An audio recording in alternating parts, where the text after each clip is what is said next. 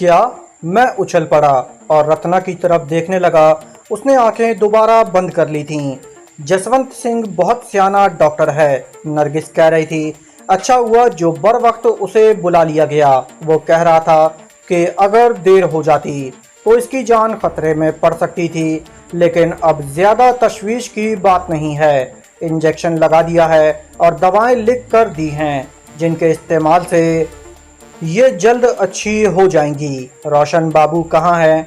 मैंने पूछा। डॉक्टर के साथ ही बाहर गया है, नरगिस ने जवाब दिया। ज़रा आगे एक छोटी सी मार्केट है, वहाँ मेडिकल स्टोर से दवाएं भी लेता आएगा। हम तीनों दीवार के करीब पड़े हुए सोफों पर बैठ गए। रोशन बाबू की वापसी तकरीबन आधे घंटे बाद हुई थी। वो 3-4 किस्म की दवाएं लेकर आया था। कागज़ की एक थैली में लिपटी हुई ब्रांडी की छोटी बोतल भी थी। हमारी बातों की आवाज़ सुनकर रत्ना ने एक बार फिर आंखें खोल दी। नरगिस ने उसे दवाएं दे दी। 2-4 घूंट ब्रांडी के भी पिला दिए गए। इसके साथ ही थोड़ी देर बाद रत्ना एक बार फिर नींद की आगोश में पहुंच गई। रत्ना की ये अचानक बीमारी मेरे लिए निहायत तशवीशनाक थी और जाहिर है उसे ठीक होने में टाइम लगेगा। और इस दौरान खुदा न ख्वास्ता पुलिस को यहाँ हमारी मौजूदगी की भिनक मिल गई तो हम फरार भी नहीं हो सकते थे। मेरे लिए भाग जाना अगरचे मुश्किल कुछ नहीं था, मगर मैं रत्ना को छोड़कर नहीं जा सकता था। उसने कदम कदम पर मेरा साथ दिया था, कई बार मौत से पंजा आजमाई की थी, और ये मुनासिब नहीं था कि मैं उसे खतरे में छोड़कर भाग जाऊं। और वैसे भी उससे कुछ ऐसा लगाव सा हो गया था कि मैं उसे छोड़कर जाने का सोच नहीं सकता था। उस रात मैं उस कमरे से बाहर नहीं निकला। रत्ना नींद में भी बार बार बेचैन हो रही थी। उसे ज़्यादा तकलीफ तो ना हुई हो, लेकिन उसकी बेचैनी से मैं कर्ब में मुब्तला हो जाता था। सुबह 7 बजे के करीब नरगिस मेरे लिए चाय लेकर आ गई। उस वक्त रत्ना ने आंखें खोल दी। उस वक्त वो बहुत ज़्यादा बेचैन हो रही थी। उसने दोनों हाथ सीने पर रखे हुए थे। पसलियों के दर्द ने उसके चेहरे के तासुरात भी बिगाड़ दिए थे। मैंने उसे सहारा देकर चंद घूंट पिला दिए। नरगिस ने भी उसे एक पेन किलर गोली दे दी थी, लेकिन रत्ना की तकलीफ कम नहीं थी। मैं रोशन बाबू को जगाती हूँ, नरगिस कहते हुए तेज़ी से बाहर निकल गई। मैंने चाय के चंद घूंट भरे, कप साइड टेबल पर रखा और बेड पर बैठकर रत्ना का सर अपनी गोद में रख लिया। उसने आंखें खोलकर मेरी तरफ देखा। उसकी आंखों में बेपनाह कर्ब था। तुम ठीक हो जाओगी रत्ना। मैंने उसका गाल थपथपाने लगा। ठंड लग गई है और कोई बात नहीं है। मम्म, मेरे यहाँ बहुत दर्द हो रहा है। वो रुक रुक कर बोल रही थी। दोनों हाथ पसलियाँ से दबाने लगी। अभी दवा दी है, रोशन बाबू डॉक्टर को बुला लाएगा। थोड़ा सा बर्दाश्त कर लो, ठीक हो जाओगी। मैं उसे तसल्लियाँ दे रहा था। उसी वक्त कन्याकुमारी और रोशन बाबू अंदर दाखिल हुए। रोशन बाबू स्लीपिंग सूट पहने हुए था। उसकी हालत देखकर वो सिर्फ 1 मिनट को रुका था और फिर तेजी से बाहर निकल गया। तकरीबन 15 मिनट बाद निचले हॉल से रोशन बाबू की आवाज़ सुनकर मैं और कन्याकुमारी उस कमरे से निकले और जल्दी से दूसरे कमरे में दाखिल हो गए। उसके थोड़ी ही देर बाद मैंने रोशन बाबू और डॉक्टर की आवाज़ें सुनी थीं। मैंने दरवाजे की झुर्री में से झांक कर देखा।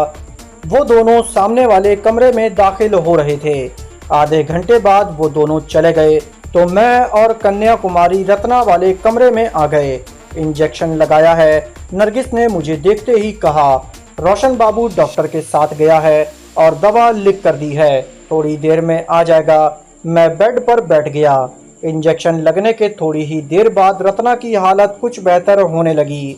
उसके लिए नाश्ता बनाकर नरगिस ले आई। उसने अपने हाथ से रत्ना को नाश्ता करवाया। हकीकतन वो भी परेशान थी। 20-25 मिनट बाद रोशन बाबू आ गया। ये एक क्रीम दी है डॉक्टर ने। उसने एक डिबिया नरगिस की तरफ बढ़ा दी और पुष्ट पर मालिश करनी है। नाश्ता करवा के इसे दूसरी दवाएं खिला दो और मालिश कर दो, इंशाल्लाह ठीक हो जाएगी। नाश्ता मैंने करवा दिया है, दवाएं दे देती हूँ, नरगिस ने कहा और फिर अपने हाथ से रत्ना को दवा खिलाने लगी। अब तुम लोग बाहर जाओ, मैं इसे मालिश कर दूं। उसने बारी बारी हम सब की तरफ देखा। हम लोग कमरे से बाहर आ गए। नरगिस ने दरवाज़ा अंदर से बंद कर लिया। हम तीनों नीचे आकर बैठ गए। नरगिस तकरीबन आधे घंटे बाद आई थी। वो सो गई है, कोई उसे डिस्टर्ब न करे। वो हमारी तरफ देखते हुए बोली, तुम लोग तैयार हो जाओ, मैं नाश्ता बनाने जा रही हूँ। उसके 10-15 मिनट बाद रत्ना के अलावा हम सब उस हॉल कमरे में बैठे नाश्ता कर रहे थे। रात को वक्फे वक्फे से हल्की बारिश होती रही थी और इस वक्त मूसलाधार बारिश शुरू हो गई थी। नाश्ते के बाद भी हम वहीं बैठे बातें करते रहे। 10 बजे के करीब रोशन बाबू उठकर अपने कमरे में चला गया और थोड़ी देर बाद तैयार होकर वापस आ गया। इतनी तेज़ बारिश में कहाँ जाओगे? नरगिस ने कहा। दफ्तर में एक बहुत ज़रूरी काम है बीबी, रोशन बाबू ने जवाब दिया। आज मैंने जयपुर की एक पार्टी को वक्त दे रखा है। एक मामले में कई दिनों से डील चल रही है, शायद आज कुछ फाइनल हो जाए, इसलिए मेरा जाना बहुत ज़रूरी है। वो चंद लम्हों को खामोश हुआ, फिर बोला, डॉक्टर जसवंत सिंह ने कहा तो था कि अब तशवीश की कोई बात नहीं है। दोपहर को वही दवाएं देनी हैं और उसी क्रीम से सीने और पुष्ट पर मालिश भी करनी है, लेकिन बिल फर्ज कोई तकलीफ हो जाए तो फौरन डॉक्टर जसवंत को फ़ोन कर देना। वो घर पर नहीं तो क्लिनिक पर होगा। ठीक है, मैं ख्याल रखूंगी, नरगिस ने जवाब दिया। रोशन के जाने के बाद वो बाहर का गेट बंद कर आई। रात भर की बारिश से मौसम में खासी खनकी आ गई थी, लेकिन तमाम दरवाजे और खिड़कियां बंद होने की वजह से अंदर की फिजा खुशगवार थी। मैं नरगिस और कन्याकुमारी के साथ ऊपर वाले हॉल में आ गया और उस कमरे के सामने सोफे पर बैठ गए। इससे पहले मैंने रत्ना के कमरे में झांक कर देख लिया था। बातें करते हुए नरगिस को घुमा फिरा कर उस तरफ ले आया कि वो खुद ही अपने बारे में बताने लगी। नरगिस के कहने के मुताबिक उसका ताल्लुक टॉनिक के एक मुतवस्सित घराने से था। उसका बाप मकराना में रोशन बाबू के पास मुलाजिम था, जबकि नरगिस टॉनिक में अपनी माँ के पास रह रही थी। वो उस वक्त 9-10 साल की थी कि उसकी वालदा का इंतकाल हो गया। यूं तो टॉनिक में उसके ख़ानदान के और लोग भी थे, मगर नरगिस का बाप उसे टॉनिक में किसी रिश्तेदार के पास छोड़ने के बजाय अपने पास मकराना ले आया। वो यहाँ रोशन बाबू के घर में रहने लगी। रोशन बाबू उस वक्त 13-14 साल का था। रोशन के बाप ने नरगिस को भी स्कूल में दाखिल करवा दिया और इस तरह वो भी तालीम हासिल करने लगी। रोशन बाबू अपने वालिदैन की इकलौती औलाद थी। ज़्यादा लाड प्यार ने उसे किसी हद तक बिगाड़ भी दिया था। नरगिस के साथ भी उसकी अक्सर लड़ाई होती रहती थी। नरगिस ने ग्रेजुएशन कर लिया। रोशन की वालदा का इंतकाल हो गया। माँ के इंतकाल के बाद रोशन बाबू के रवैये में तब्दीली आ गई और वो नरगिस की तरफ माइल होने लगा। रोशन बाबू के बाप को अंदाज़ा हो गया कि उन दोनों में बात कुछ आगे बढ़ सकती है। उसने नरगिस के बाप को मजबूर कर दिया कि वो जल्द से जल्द कोई लड़का देखकर नरगिस की शादी कर दे। इस तरह 2 महीने के अंदर अंदर नरगिस की शादी हो गई, लेकिन चंद रोज़ बाद ही ये सनसनीखेज इंकशाफ हुआ कि रोशन का शौहर अब्दुल कादिर ना सिर्फ शराबी और जुआरी है, बल्कि डाकुओं का मुखबर भी है। उसने चंद रोज़ बाद ही नरगिस के तमाम जेवरात जुए में हार दिए और उसके बाप से बड़ी बड़ी रकमें तलब करता रहा। नरगिस का बाप खामोशी से उसके मुतालबात पूरे करता रहा। एक रोज़ अब्दुल कादिर ने जुए में बड़ी रकम हारने के बाद अपनी बीवी को भी दाव पर लगा दिया और उसे भी हार गया। वो नरगिस को धोखे से अपने साथ ले गया और उस जुआरी के हवाले कर दिया। नरगिस बड़ी मुश्किल से अपनी इज्जत और जान बचाकर वहां से भागी थी। वो अपने बाप के घर जाने के बजाय रोशन बाबू के घर आ गई और उसे सब कुछ बता दिया। नरगिस के बाप को जब पता चला तो उस पर दिल का ऐसा दौरा पड़ा कि जानवर न हो सका। रोशन बाबू को भी ये सब कुछ मालूम हो चुका था। वो खासा जोशीला जवान था। उसने अब्दुल कादिर को बाजार में पकड़ लिया और उसकी ठीक ठाक धुनाई कर डाली। उसके 3 दिन बाद जुए के अड्डे पर पुलिस ने छापा मारा। उस वक्त अड्डे पर कई जुआरी थे। जिनमें कुछ मुसल्लह भी थे। उन्होंने पुलिस पर हमला कर दिया। पुलिस की जवाबी कार्रवाई से 2 जुआरी मारे गए, जिनमें नरगिस का शौहर अब्दुल कादिर भी था। नरगिस अब रोशन बाबू के घर ही रहने लगी। चंद महीनों बाद रोशन बाबू के बाप का भी इंतकाल हो गया। आम लोगों का ख्याल था कि अब रोशन बाबू नरगिस से शादी कर लेगा, मगर उसने शादी नहीं की। अलबत्ता वो एक ही घर में रहते रहे। लोग उनके बारे में बातें भी करते, मगर रोशन बाबू जैसे शख्स को भला किसी की परवाह हो सकती थी। बाप के इंतकाल के बाद रोशन बाबू ने कारोबार संभाल लिया था और उसे खूब तरक्की दी थी। उसने ये कोठी बनवाई और पुराना मोहल्ला छोड़कर वो लोग यहाँ मुंतकिल हो गए। नरगिस के कहने के मुताबिक रोशन बाबू ने शादी नहीं की। अलबत्ता खूबसूरत औरतें उसकी कमज़ोरी थी। वो औरतें बदलता रहता था, लेकिन नरगिस के साथ उसके ताल्लुकात में कभी जवाल नहीं आया था। उसने नरगिस को घर के स्याह सफ़ेद का मालिक बना रखा था। कन्याकुमारी से भी उसकी दोस्ती साल भर पुरानी थी और वो कई मरतबा यहाँ आ चुकी थी। रोशन बाबू के साथ कई औरतें इस कोठी में आ चुकी थीं, मगर नरगिस ने उसकी सरगर्मियों पर कोई एतराज़ नहीं किया था, बल्कि वो उसके साथ आने वाली औरतों की सेवा करती थी। अब ये बात भी समझ में आ गई कि एक हाउसकीपर घर के मालिक से इतनी बेतकल्लुफ़ क्यों थी। वो दोनों अगरचे रिश्ता अज़दवाज में मुंसलिक नहीं हुए थे, मगर उनके ताल्लुकात मियाँ बीवी जैसे ही थे। रोशन बाबू और नरगिस का किरदार अगरचे किसी लिहाज से भी तारीफ़ काबिल नहीं था, लेकिन मुझे इससे कोई गर्ज नहीं थी। वो हमारे हमदर्द बन गए थे और हमारे लिए यही बात काफ़ी थी। रत्ना की बीमारी से वो जिस तरह परेशान हो रहे थे, इससे भी उनकी हमदर्दी का अंदाज़ा होता था। नरगिस दोपहर का खाना तैयार करने के लिए नीचे चली गई। 2 बजे खाना तैयार हो गया था। रत्ना भी जाग गई थी। रोशन बाबू नहीं आया था। नरगिस खाना ऊपर वाले कमरे में ले आई थी। उसने पहले रत्ना को थोड़ा बहुत खाना खिलाकर दवाई दी और फिर हम उसी कमरे में बैठकर खाना खाने लगे। खाने के बाद रत्ना के सीने पर क्रीम की मालिश करने के लिए हमें कमरे से निकाल दिया गया। नरगिस जिस तरह रत्ना की खिदमत कर रही थी, उससे मैं काफ़ी मुतासिर हुआ था। नरगिस और कन्याकुमारी तो नीचे चली गई थीं। मैं रत्ना के करीब बिस्तर पर लेट गया। कुछ देर तक मैं रत्ना से बातें करता रहा। फिर मुझ पर नींद का गलबा तारी होने लगा और मैं बातें करते करते नींद की आगोश में पहुंच गया। मेरी आंख खुली तो शाम होने वाली थी और इस वक्त बड़ी कयामत खेज बारिश हो रही थी। मैं खिड़की के सामने खड़े होकर बाहर देखने लगा। खिड़की बंद थी। बारिश बहुत धुआंधार थी, कुछ दिखाई नहीं दे रहा था। मैं कुछ देर तक खिड़की के सामने खड़ा रहा, फिर कमरे से निकलकर नीचे आ गया। इस वक्त 6 बजने वाले थे, मगर रोशन बाबू अभी तक वापस नहीं आया था। वो अपने दफ्तर ही में बैठा हुआ है। मेरे पूछने पर नरगिस ने बताया, मैंने फ़ोन किया था, बारिश रुकने के बाद ही आएगा। सड़कों पर जल थल हो रहा है। यहाँ ऐसा ही होता है, या तो 2-2 साल बारिश नहीं होती और जब होती है तो इस तरह कयामत ढा देती है।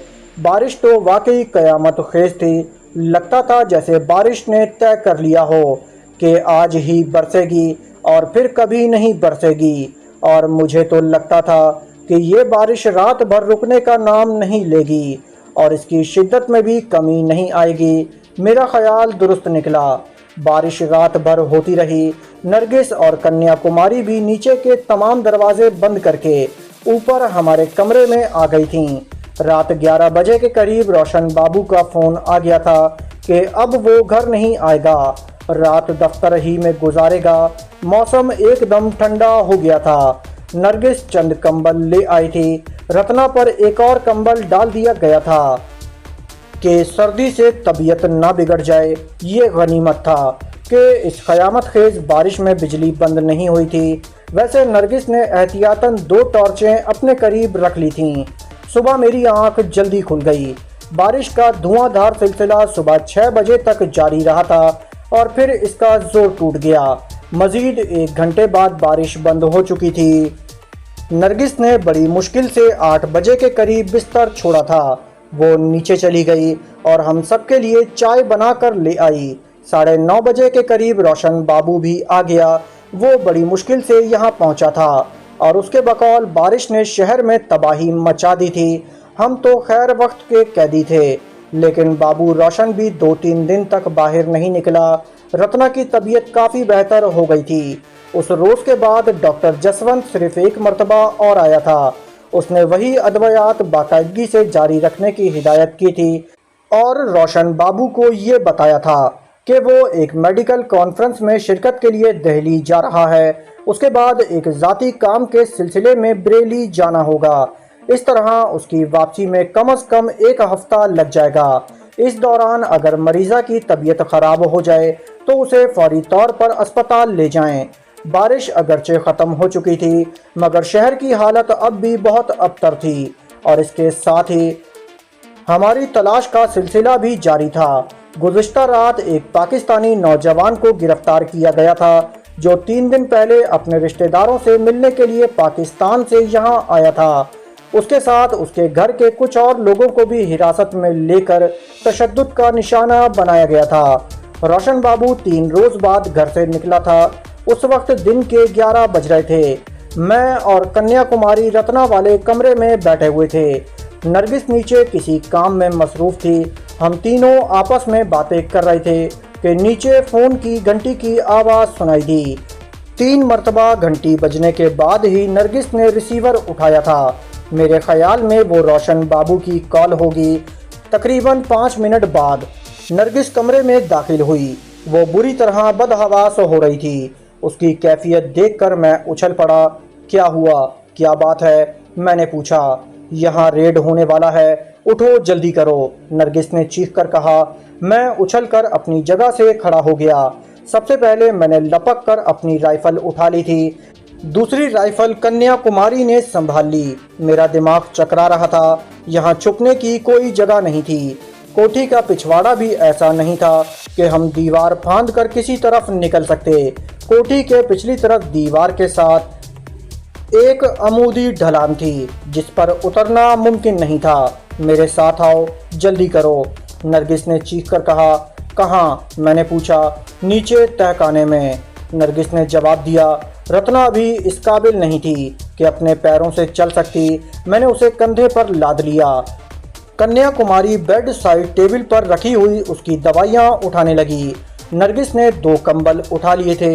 हम कमरे से निकलकर तेज़ी से चलते हुए नीचे आ गए। नरगिस आगे थी और हम उसके पीछे। नरगिस किचन वाले दरवाजे में दाखिल हो गई। मैं पहली मर्तबा इस तरफ आया था। आगे एक कुशादा राहदारी थी, जिसके दोनों अतराफ दीवारों पर कैबिनेट बने हुए थे, जिनमें कीमती और खूबसूरत बर्तन आरास्ता थे। इस राहदारी से आगे बहुत कुशादा किचन था, बहुत मॉडर्न और जदीद तरीन। एक तरफ तकरीबन 6 इंच ऊंचा चबूतरा बना हुआ था, जिस पर डीप फ्रीज़र रखा हुआ था। चबूतरे के एक तरफ ढलान सी बनी हुई थी। नरगिस ने फ्रीज़र के साथ वाली दीवार पर लगे हुए स्विच बोर्ड का एक बटन दबा दिया। डीप फ्रीज़र चबूतरे से फिसलता हुआ नीचे फर्श पर आ गया। डीप फ्रीज़र के पीछे दीवार के निचले हिस्से पर भी एक स्विच बोर्ड लगा हुआ था। फ्रीज़र का प्लग भी उस स्विच बोर्ड के एक सॉकेट में लगा हुआ था। नरगिस ने झुककर एक बटन दबा दिया। दोस्तों, इस किस्त का इख्तिताम यहीं किया जाता है। जाने से पहले इस वीडियो को लाइक कीजिए, चैनल को सब्सक्राइब कीजिए। इंशाअल्लाह आपसे अगली किस्त में मुलाकात होगी। जब तक अपना और अपने इस चैनल का ख्याल रखिएगा। अल्लाह हाफिज़।